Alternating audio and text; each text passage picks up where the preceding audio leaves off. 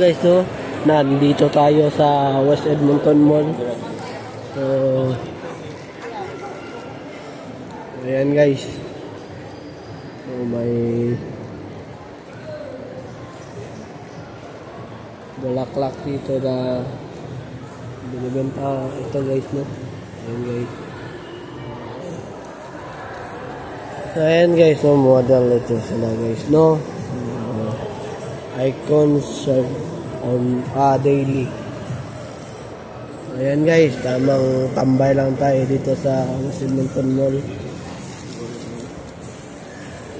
Hindi tayo titigil hanggat hindi tayo makaabot sa 200 na videos.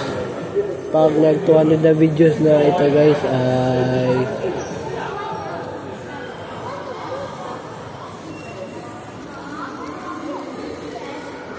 mag Facebook live tayo guys, no? Hindi na guys, nabubulol ako guys, no? Ayan guys, for the visioners, find your latest and greatest teach today. Ayan guys, sana guys, nabubulol talaga ako guys. So, express, may headphone sila na binibenta dito guys, no? So, yung 4G na plan 60GB for $39 per month, no? So more lines, bigger savings, lines for $44 per month each. Guys are auto pay. So ito with auto pay credit when you bring your own phone, unlimited can US calling and 6 select regions. Average price per line with auto pay when you bring your phone. Yan guys, no? Yan guys. So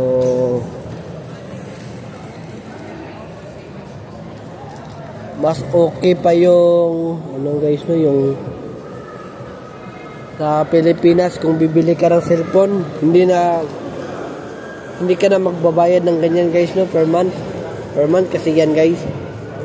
So dito so sa Pilipinas guys, bibili ka lang ng cellphone, okay yan guys, no, at least load ka na lang guys.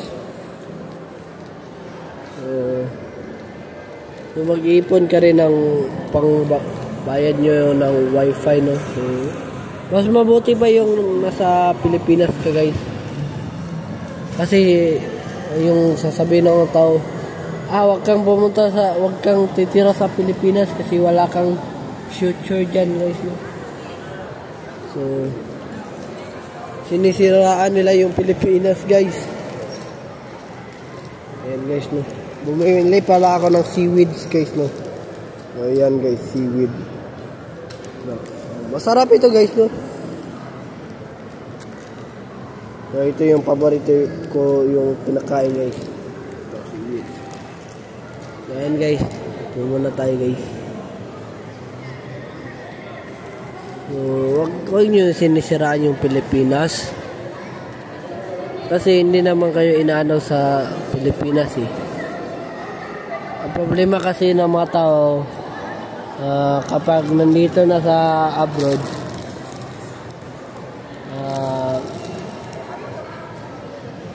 kailangan makakapera ka agad dito sa Edmonton. Okay yung ganyan. So may dumaan na magaganda guys, no? So yan pala yung Kyoki.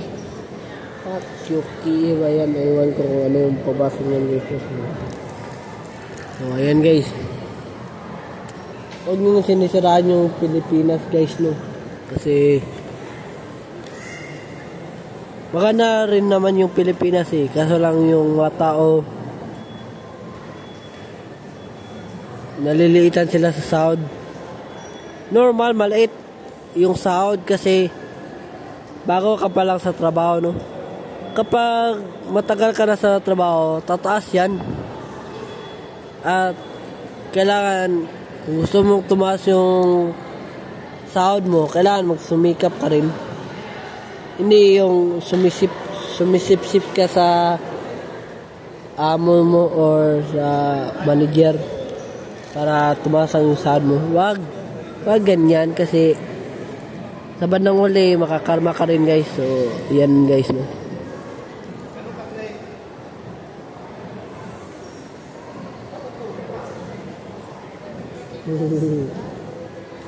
Oh, yan, guys, no. Huwag nyo sisirain yung Pilipinas kasi wala kayong alam sa Pilipinas, kaya manahimik kayo, mga bobo rin, mga Pilipino rin, no? Mga bobo rin kasi gusto nila malaki yung sahod, malaki agad yung sahod na gusto nila. $15 dito, $15, pero may tax rin naman sa Pilipinas, pero mas okay yun kasi nalalaman mo yung hindi mo na nalalaman yung tax, kung magkano yung tax. Kasi paano kung malalaman mo yung tax, edi problema ka dyan, no? Wag ganyan, guys, wag ganun. Baguhin nyo na yung ugali niya kasi sa bandang ulit kayo pa rin ang talo. Biruin nyo, Pilipino kayo, pero sinisiraan nyo yung Pilipinas. Wag, dapat mahalin natin.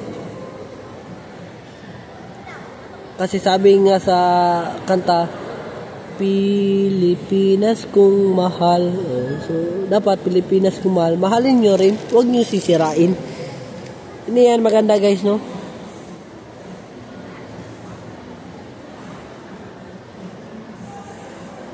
Sabi nga ng bayani na si Jose Potasio Rizal Riolanda, sabi nga niya ay ang hindi marunong magmahal sa sariling wika ay mas masahol pa sa balansang isda. So ganyan, guys, no? Dapat mahalin natin yung sariling wika. Anong purpose ng English na language? Hindi naman yan magagamit. Magagamit yan kung nasa ibang bansa ka, pero nasa Pilipinas ka, hindi mo yan magagamit kasi Bisaya at Tagalog lang yung language doon. May Cebuano rin, may mga Ilonggo, may mga Ilocano, may mga Chabacano,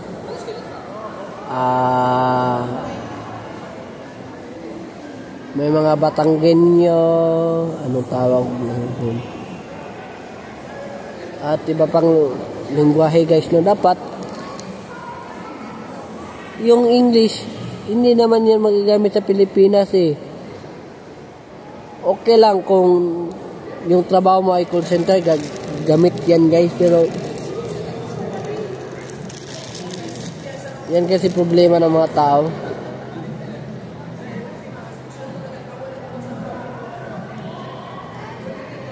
So, condolence pala sa namatayan na pamilya, no? Rest in peace pala sa tao na namatay nung umakyat siya sa Mount Everest. Shoutout, rest in peace sa'yo. Hindi pala shoutout, rest in peace pala. So, condolence pala kung sino yung kamag-anak na yun, guys.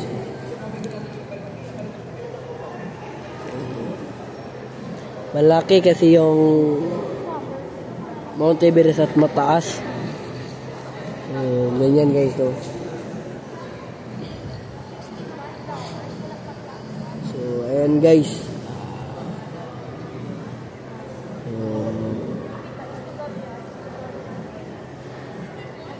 Ayan, guys, no? Dito mo na matatapos yung vlog natin, guys. Please subscribe my YouTube channel, Aaron Caralde.